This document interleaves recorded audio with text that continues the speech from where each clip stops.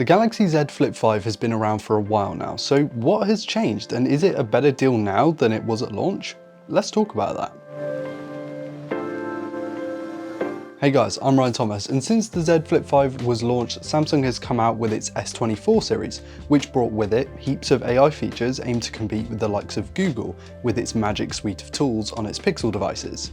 The Z Flip5, which released with Android 13, has since had its update to Android 14 with One UI 6.1, and is due another 4 years of software updates, 3 of which being platform upgrades, so the Flip 5 should get Android 17 in 2027.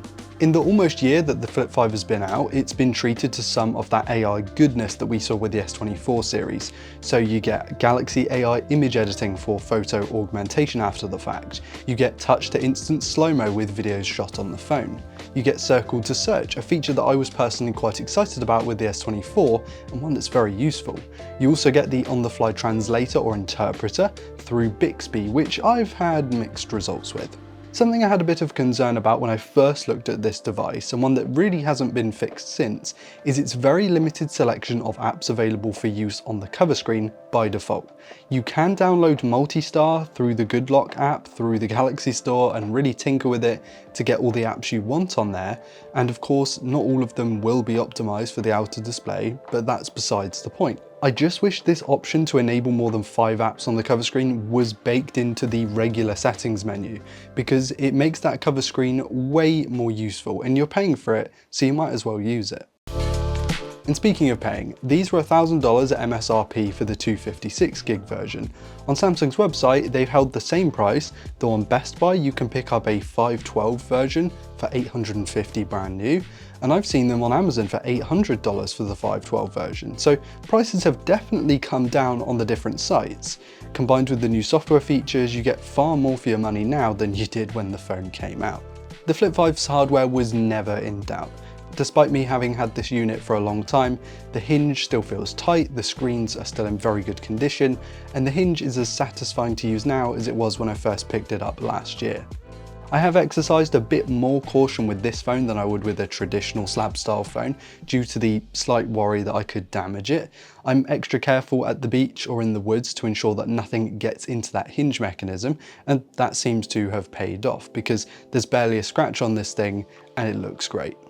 One thing I love when I come back to this phone that I'm sure will be a turn off for some other people is I'm a big fan of old school capacitive fingerprint scanners, and this side mounted one is really good. They're just plain more reliable, more accurate, more predictable and faster than the optical ones found in sort of lower end phones. The issues I tend to have with those optical ones I haven't had with this, it's been a joy. And actually I always miss the compact close-up form factor too when I go to other devices.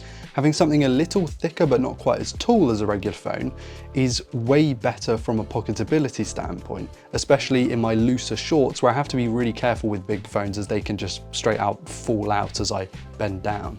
I was a little worried about the lesser spec'd displays on this compared to the other phones at this price point, particularly the Moto Razr. The internal panel is a 6.7-inch Full HD Plus 120Hz AMOLED, and the outer one is actually only around a 720p 60Hz square panel. The drop in sharpness with the outer display is very noticeable if you use it a lot, and with that aforementioned fix to give you the more apps to use on it, you certainly feel it's not as high-end as maybe it should be for the price. The Moto Razr has a far sharper and faster outer screen, and it's one of the things I really miss about that phone. However, the internal display has been great. The crease, while noticeable, isn't awful, and it's something you kind of just get used to. I think I stopped thinking about it after maybe 2 or 3 days after I started using the phone. The panel is quick, it's responsive, it also gets really bright, especially if you go into the brightness settings in the quick settings shade and enable the extra brightness. That's what I leave on for sunny days, and then when I get home I just tend to disable it just to save battery life a little bit and reduce the likelihood of permanent screen burn-in. I think it's a slightly odd feeling when you turn the phone sideways and you play games. You get that letterbox look where the screen is just very tall. It's not the worst thing in the world, but it does take some getting used to. I'm so glad that the worldwide spec for this phone is Snapdragon powered, as the performance has really held up and will likely continue to do so for another couple of years at least.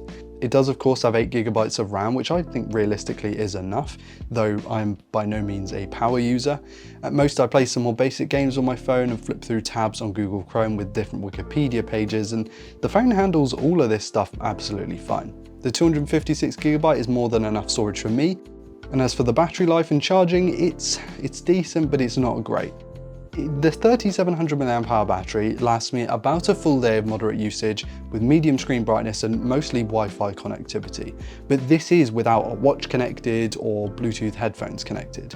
And for power users with those Bluetooth accessories, or those who just use their phone a lot, I wouldn't bother going with the Z Flip5. It just doesn't have the legs for that. And while the 15W wireless charging has been nice to have, the 25W top up over a wire is just plain slow compared to my 100W OnePlus brick that I'm very much used to. So there's a big pain point for me being the charging and the battery life. And the cameras, which I feel have been made generally more powerful thanks to those Galaxy AI additions I mentioned right at the start of the video, are decent but definitely not world beating. To refamiliarize you with the hardware, it's a pair of pretty average sized 12MP sensors on the back in the form of a main and an ultra wide with a 10MP selfie shooter too. Images come out with that Samsung sharpness, contrast and color palette that we've become more accustomed to over the past couple of years. It's a far more toned down approach to the years gone by where Samsung would just crank everything up to 11, and I think the Flip 5 still come out pretty lively and punchy from a distance.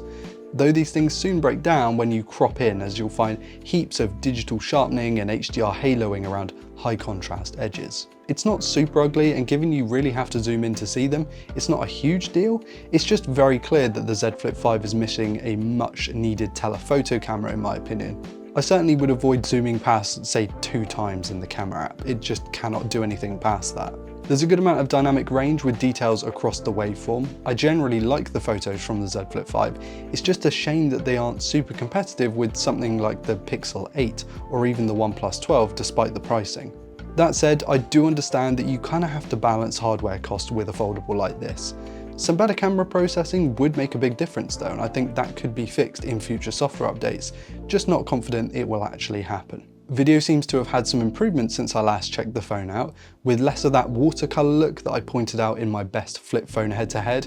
It's still lagging behind something like the Pixel 8 or even the 8A in my opinion in its motion handling and dynamic range, but it's more than usable for social media and stuff like that.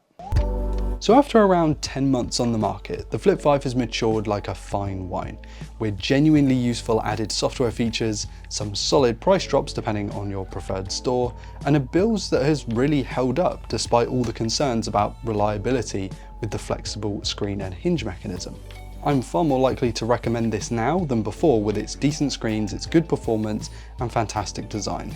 Though if camera quality and battery life are super important to you, I'd look elsewhere, as these clearly aren't the best in class. Thank you all so much for watching. Do hit like if you enjoyed today's content and subscribe if you never want to miss another upload. Let me know in the comments what you think of the Z Flip 5. It's either that or the Moto Razr Plus for me. I'm just not sure which one I'd gravitate towards. I've been Ryan Thomas and I'll catch you later. Cheers.